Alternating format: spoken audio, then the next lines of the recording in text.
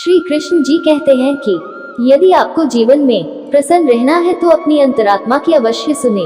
बहुत पहले किसी गांव के किनारे एक मंदिर था। मंदिर में एक साधु रहता था। इसी गांव में एक कबाड़ी चोर भी रहता था। चोर जवानी के उभार पर था और साधु जवानी के उतार पर। चोर खाते पीते बाप का बेटा था।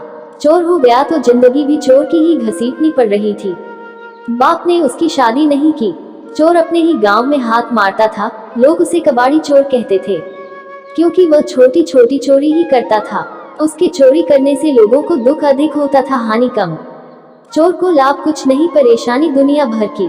चोर ने सोचा, मंदिर के चढ़ावों से साधु की थैली भरी पड़ी है, क्या करना है उसे उस थैली का। वह संपत्ति भी उसकी मुफ्त की ही है, खून पसीने का तो है नहीं। अब उसने साधु की कुटिया पर आना जाना शुरू कर दिया। बगुला भगत की श्रद्धा भक्ति से साधु महाराज तो गदगद हो उठे। चोर मुंह में राम, बगल में छुरी लेकर दिन भर साधु महाराज की सेवा करता। वैसे साधु भी जानता था कि यह चोर खरगस सिंह तो है नहीं, कबाड़ी चोर है। दिन में इसे हाथ नहीं डालना है, रात में मुझे इसको घास नहीं डालनी है, इसलिए मेरी थैली का बाल बांका होने से रहा। थैली के आकार को देखकर कबाड़ी चोर की तबीयत हरी होती रहती थी। उस दिन चोर रात होने पर कुटिया से उठाए नहीं उठा। न उठने का मतलब था उठाकर ही उठना। दाव में कबाड़ी चोर और बचाव में साधु महाराज रात भर करवट पर करवट बदलते रहे।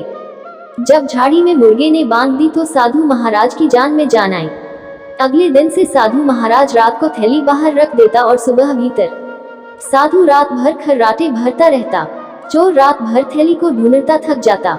घनघोर अंधेरी रात में साधु की आत्मा ने कहा, तू पापी महात्मा है, उस थैली से तेरा क्या लगाव, बेचारे चोर का भला कर।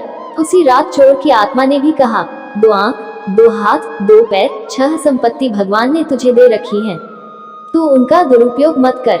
चोरी के चक्कर में पड़कर जिंदगी को गंवा रहा है। चोरी से तौबा कर, करने वाला क्या नहीं कर सकता। जब तक नियत में फितूर रहेगा तब तक भाग्य भी तुझ पर मेहरबान नहीं होगा। एक लंबी जिंदगी इस थैली के सहारे कितने दिन कटेगी और लेने के देने पड़ गए तो। उस रात साधु ने वह थैली बाहर नहीं रखी। सुबह साधु महाराज ने देखा थैली तो वहीं पर है, पर आज कबाड़ी चोर नहीं था। कबाड़ी चोर होता भी कैसे? उसकी अंतरात्मा जो जाग गई थी।